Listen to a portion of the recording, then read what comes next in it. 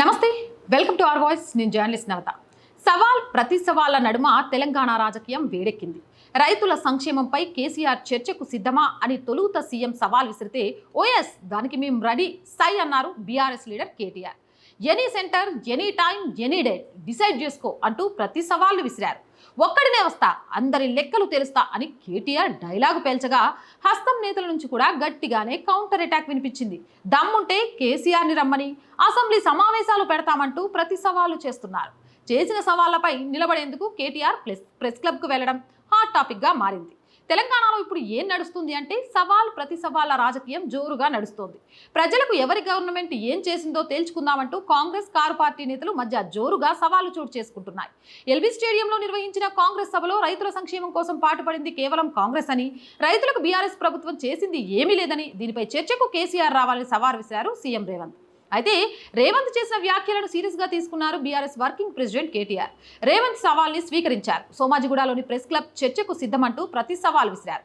చర్చకు వచ్చే ముందు ప్రిపేర్ అవ్వడానికి 72 గంటల సమయం ఇస్తున్నా, పూర్తి స్థాయిలో ప్రిపేర్ అయి చర్చకు తాను సిద్ధం అంటూ ప్రకటించారు కేటీఆర్. ప్రకటించిన విధంగానే సోమాజిగూడ ప్రెస్ క్లబ్ కి భారీ కాన్వాయ్తో కేటీఆర్ వెళ్లారు. సీఎం రేవంత్ రెడ్డి, కేటీఆర్ ఇద్దరు మాత్రమే చర్చలో పాల్గొనేలా కేవలం 2 కుర్చీలను మాత్రమే ఏర్పాటు చేసింది బీఆర్ఎస్. సీఎం రేవంత్ చర్చకు రాకపోయినా మంత్రులు వచ్చినా చర్చకు సిద్ధమన్నారు కేటీఆర్. కానీ కాంగ్రెస్ నుంచి చర్చకు ఎవ్వరూ వెళ్లకపోవడంతో సీఎం రేవంత్ పై ఘాటుగా స్పందించారు కేటీఆర్. ముఖ్యమంత్రి రేవంత్ రెడ్డికి రచ్చ చేయడమే తప్ప చర్చ చేయడం రాదని, సోమాజిగూడ ప్రెస్ క్లబ్కి రావాలని తాను సవాల్ చేస్తే రేవంత్ రెడ్డి ఎందుకు రాలేదని ప్రశ్నించారు.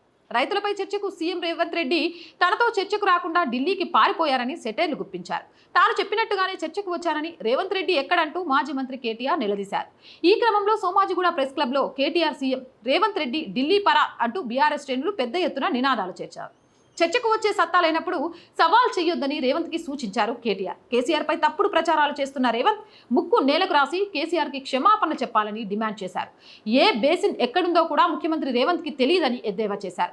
రేవంత్ రెడ్డి హయాంలో నీళ్లు ఆంధ్రకు, నిధులు ఢిల్లీకి, నియామకాలు రేవంత్ తొత్తులకు అని షాకింగ్ కామెంట్స్ చేశారు కేటీఆర్. గురువు చంద్రబాబు కోసం రేవంత్ రెడ్డి తెలంగాణ నీళ్లను ఆంధ్రాకు పంపుతున్నారని ఆరోపించారు. అసెంబ్లీలో కూడా చర్చకు బీఆర్ఎస్ సిద్ధంగా ఉందని, అయితే మైక్ కట్ చేయొద్దని అన్నారు కేటీఆర్. సవాల్ విసిరి మాట తప్పడం సీఎం రేవంత్ రెడ్డి అలవాటేనని ఎద్దేవా చేశారు. 2018లో కొడంగల్లో ఓడిపోతే రాజకీయ సన్యాసం తీసుకుంటానని మాట తప్పారని గుర్తు చేశారు.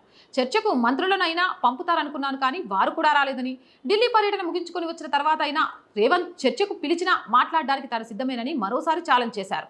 Place time Revanth Reddy decide చేయాలని అంటున్నారు కేటీఆర్. రేవంత్ రెడ్డి స్థాయికి తాము చాలని, కేసీఆర్ అవసరం లేదని మరోసారి స్పష్టం చేశారు కేటీఆర్. అసెంబ్లీలో చర్చకు మేము సిద్ధంగా ఉన్నామని కేసీఆర్ లేఖ రాయాలని, ప్రతిపక్ష పాత్రలో కేసీఆర్తో మేము చర్చకు సిద్ధమంటున్నారు కాంగ్రెస్ నేతలు. మరి చూడాలి, ఈ సవాళ్లు ప్రతి సవాళ్ల మధ్య ప్రజాపాలన గాలికి వదిలేసిన ఈ 2 పార్టీల వ్యవహారానికి ప్రజలు ఎలాంటి సమాధానం చెప్తారు అనేది మీరేమంటారు? కామెంట్ సెక్షన్లో పెట్టేయండి. మోర్ వీడియోస్ కోసం ఆర్ వాయిస్ ఛానల్ వెంటనే సబ్స్క్రైబ్ చేయండి. కంటెంట్ బాగుంది అనిపిస్తే లైక్ చేయండి, షేర్ చేయండి.